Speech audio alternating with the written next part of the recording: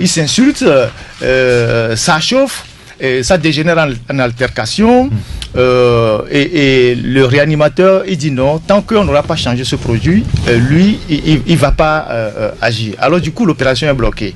Et donc, il a insisté à ce qu'on change le produit sur champ pour que lui puisse endormir le malade. Alors finalement, ils ont décidé de le faire après les altercations, les insultes et tout ça.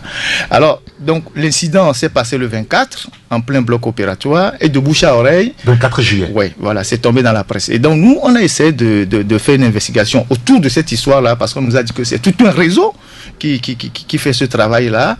Alors, le médecin qui est en France, qui est précisément en Picardie... Oui, docteur Guy Kodjo Alovor, voilà, c'est son nom. Voilà, et donc, nous l'avons interrogé pour savoir qu'est-ce qui s'est passé. Est-ce que réellement il apporte ramène ici au Togo des implants périmés avec lesquels ils opèrent des malades depuis 3 ans. Alors sa réponse est dans le journal et il confirme, il dit effectivement... Sans blague. Oui, il a confirmé. Oui, mais vous pouvez lire ce qu'il a dit. Il a dit... je peux vous trouver ce qu'il a dit. Voilà, c'est ça. Vous pouvez lire. On lui a posé la question. Vous lui avez posé la question. Nous avons été informés que vous auriez livré des matériels jugés périmés au CHU Sylvanus Olympe de Lemay et à d'autres cliniques privées de la place. Nous aimerions par la présente votre version. Alors il dit merci. Je vous rappelle dans la journée, mais sachez qu'il s'agit d'implants stérilisés au rayon gamma et pour lesquels le fournisseur, à qui je fais entièrement confiance pour travailler avec lui depuis 10 ans, réalise dans le cadre de mes missions quasi-humanitaires des modifications exprès de la date de péremption de manière à justifier les prix particulièrement bas auprès des services commerciaux. Ceci permet à bien des malades togolais d'accéder à des prothèses de hanches depuis 3 ans. Je ne perçois généralement pas d'honoraires chirurgicaux du reste depuis 3 ans et Dieu merci il n'y a eu aucune infection ni détérioration des implants posés. Les malades les plus indigents ne payent pas plus de 1 million de francs CFA. J'ai même offert jusqu'à 800 000 francs CFA, de sur quoi je fournis tous les accessoires chirurgicaux et les médicaments y compris d'anesthésie qui eux ne présente aucune ambiguïté et ce gratuitement pour des avoirs récupérés auprès de mes amis pharmaciens en France. Voilà ce qu'il a déclaré.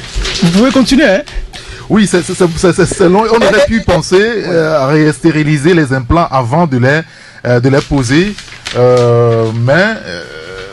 mais connaissant la fiabilité du produit, cela n'est pas nécessaire et pour preuve, les résultats sont là. Vous pouvez faire votre enquête auprès du professeur Abalo, avec qui les patients sont opérés et qui les suit. Voilà, c'est ce qu'il a déclaré lorsque nous lui avons posé la question. Et quelques minutes après, il s'est rétracté. Et non pas rétracté, mais il a commencé par nous menacer parce qu'il a trop vite parlé. Et donc, bon, nous, on a continué nos investigations. Nous avons interrogé tous ceux qui étaient impliqués sur toute la chaîne, jusqu'au directeur du CHU. Et les noms sont dans le... On n'a caché aucun nom jusqu'au directeur du CHU hier.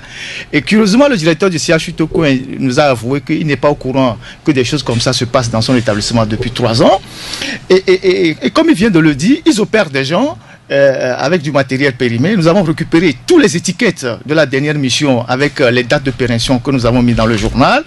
Et ces matériels-là, il facture aux patients à plus de 1 million, voire 2 millions. Et ils prennent l'argent cash sans reçu.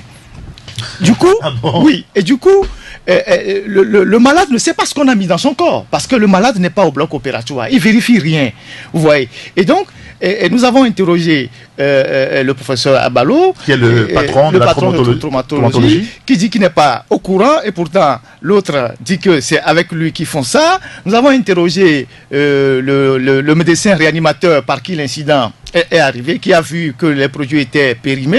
Nous avons interrogé un autre médecin, nous avons interrogé l'instrumentiste. L'instrumentiste, c'est l'infirmier du bloc opératoire, c'est lui qui prépare l'opération, qui vérifie la validité des produits qu'on va utiliser. Et donc lui s'est confondu dans ses réponses parce que dans nos enquêtes, les témoignages que nous avons recueillis nous ont dit que lui, son rôle, quand ils finissent d'opérer, vous savez, quand on finit d'opérer, il y a un registre du bloc opératoire et un dossier médical. Donc on colle tous les étiquettes qui ont servi les produits dans le bloc et dans les documents, de telle sorte que si un autre médecin vient prendre le dossier médical, il sache quel médicament a été utilisé pour le patient. Et lui, quand ils finissent de faire ce travail-là, il vient, il enlève les étiquettes périmées et il colle des étiquettes qui sont en vigueur.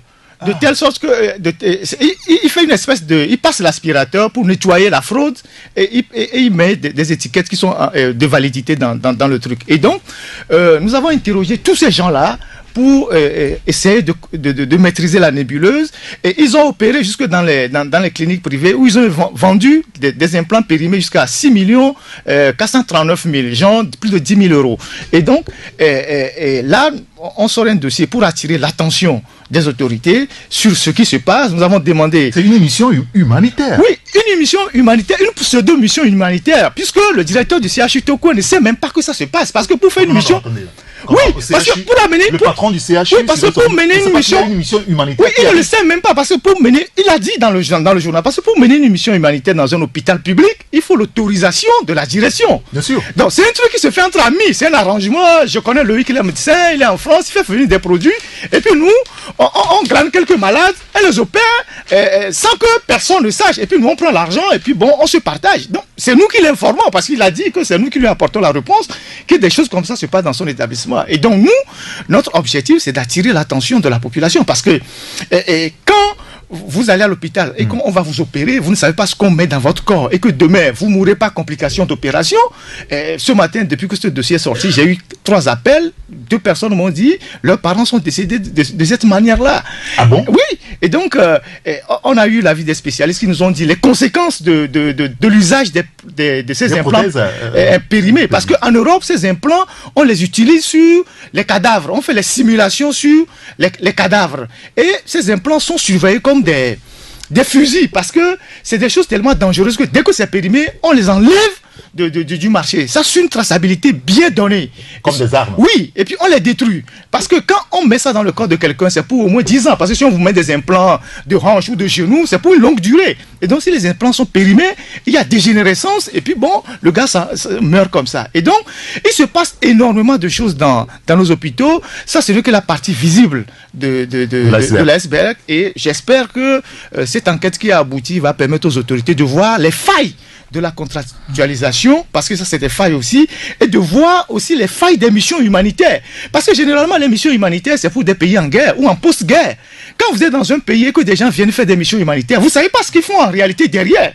S'il y a des gens, c'est vrai que c'est avec de bonnes intentions, certains ils guérissent des malades, mais vous ne savez pas si entre-temps, des gens ils subtilisent des trucs sur les malades, ils prennent des organes, tout ça. Et, donc, et puis nous n'avons pas dans ce pays un laboratoire de qualité pour contrôler tous les pays, les produits qui rentrent. Il y a cette don de produits pharmaceutiques au centre de santé. On n'a pas de laboratoire de qualité pour contrôler tous les pays et les produits qui rentrent dans ce pays avec un label du Togo pour vérifier que bon, on peut l'utiliser. Et donc, ce qui est extrêmement grave, le témoignage que j'ai eu ce matin, la personne me dit, moi, mon parent, lorsqu'on devait l'opérer, on m'a prescrit le produit, on m'a dit que ça ne se vend pas à la pharmacie, d'aller vers tel médecin, que c'est lui seul qui a ça.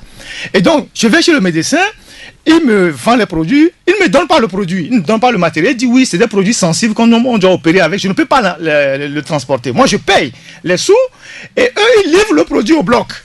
Et donc, moi, je ne vois pas le produit, et celui qu'on doit opérer ne voit pas le produit. Finalement, quel genre de produit on a mis dans le corps des gens. Voilà. Voilà. Je ne sais pas si vous avez des commentaires peut-être à faire autour de ce sujet, mais parce que ce sujet-là, cette enquête révèle quand même des failles dans notre structure de santé. Est-ce que finalement nous ne sommes pas en danger, même jusque dans le centre de santé? Tu sais, oui, Loïc d'abord. Ailleurs, si on parce que j'ai rapidement lu quand Ferdinand faisait lui un peu c'est que les réponses du médecin, et il le dit, il avoue clairement que c'est un truc périmé, mais qu'il trouve une